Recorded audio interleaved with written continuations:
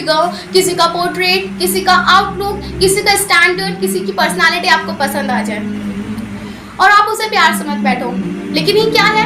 एक तरह की इन्फैचुएशन है 2 से 3 महीने की, या हद से हद 6 महीने की, जो एक टाइम आने के बाद बिल्कुल खत्म हो जाती है।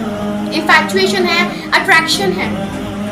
और चलो मैंने माना ये प्यार भी है, तो उस 2-3 महीने के प्यार के सामने अपने वालिद की 18 साल की कुर्बानियों को रखकर देखो। अपने वालिद के 18 साल के उस प्यार, उस लाड के सामने रखकर देखो, तो क्या कोई वैल्यू है उस प्यार की? 2-3 महीने के प्यार के आपके वालिद के प्यार, लाड और कुर्बानी के सामने है कोई वैल्यू? या फिर वालिद का जो घर है एक ऑर्फनेज होम है, एक अनाथ आश्रम है, जहां आप 18-19 साल तक बिना किसी टेंशन के खाते हो, और 18-19 साल के बाद जब आप बालिग हो जाते हो तो कहते हो मैं बालिग हो गई हूँ। है कोई अहमियत उस प्यार की?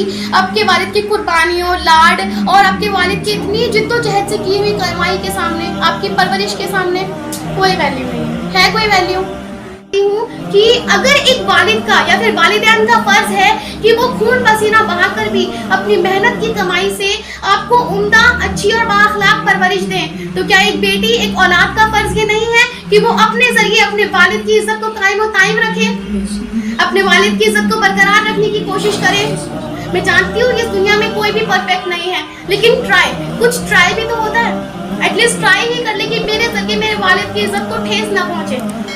सही बात है बेटा, सही है। मैं आप सभी से गुजारिश करती हूँ कि अपने वालिदैन की इज्जत को अपने जरिए जितना हो सके कायम और कायम रखने की कोशिश करें, क्योंकि उस 2-3 महीने के प्यार के सामने आपके वालिद की इज्जत कहीं दर्जे ऊंची है। वो 2-3 महीने का प्यार रद्दी है आपके वालिद की 18 साल की कुर्बानियों के सामने।